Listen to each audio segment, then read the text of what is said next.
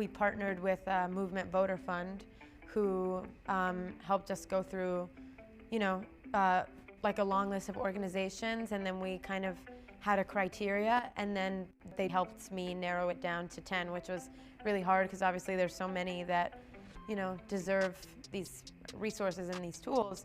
But it was like a really specific criteria. Like we wanted it to be BIPOC-led and youth-led, and basically like people that were just in the centers of like, the battlegrounds for, racial, social, gender justice.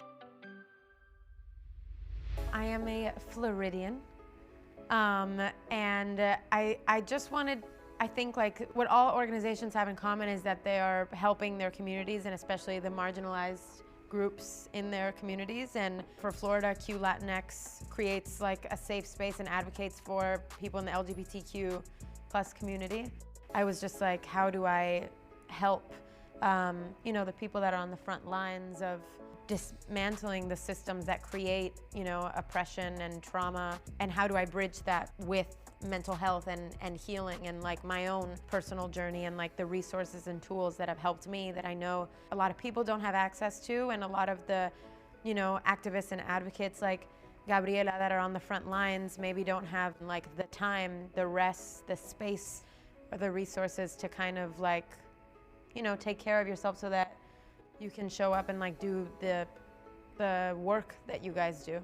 Q Latinx is generally created for those that live between the intersections of LGBTQ and Latinx, because we realized after the Pulse tragedy there wasn't that space that existed for us to come and heal together. We're open to everyone. We love our allies. We also love teaching as well, because we feel like education is the way to be able to move forward. It's also the way to be able to bridge so many gaps to so many different communities, because nonprofit is one, but when we're getting into like the for-profit industrial complex, it's a whole different story. So like, how do we navigate those spaces and still be authentic and true to who we are?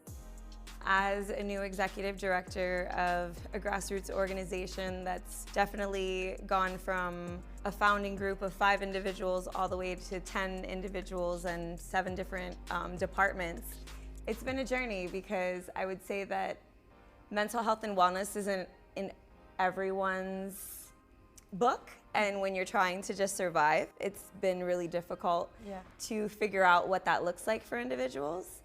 So I will say it's definitely self-awareness first. And now that I'm navigating what self-awareness looks like and being able to learn from other people's experiences as well as hearing other people's stories, I think I'm now able to figure out what that looks like. But I will say that with funds and opportunities like these, we're honestly able to do something historically that we've never been able to do, because our people are on the front lines doing work, and we take it from like a passion. This is what we do. This is our lives. So like, it's awesome to be able to say, look, I need you to take a moment and I need you to step back. And it's empowering, and it's honestly, it's opened up so many conversations, not only for our staff, but it's also like, we're role models in the community. So at the end of the day, like, our cup needs to be full too. So, but also being transparent in what that looks like.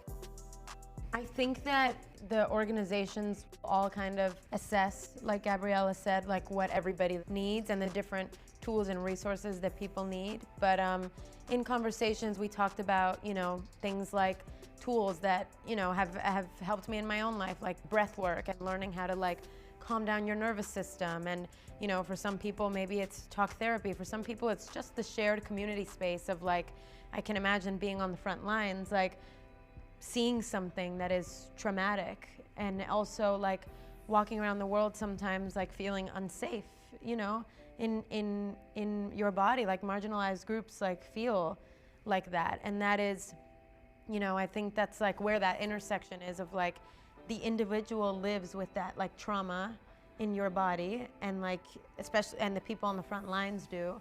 And it's like those different kinds of tools, whether it's like breath work or just getting some love from friends, or just having like a little bit of a break. The most gratifying has been, I think, one, you know, getting on, you know, the Zoom call the other day and just like meeting all these different really cool, like badass, like heroes and people that are like heroes in your communities and in the world, that are just like really trying to just like move the world forward and make the world a better and safer place for everybody. And just meeting all these people and like, you know, learning from them, and I'm hoping to learn more from them and like, and what they do and like what their experience in the world is like. You know, the other day on this Zoom call, like, you know, somebody was like, I don't even know like what mental health or wellness, like I don't even know what that, you know, what that category is, because I'm, you know, like people that don't even have time to think about that. You know, I think like having the conversation of like, this is about you, like what do you need, like how are you doing? I think that's like really, that's a good feeling.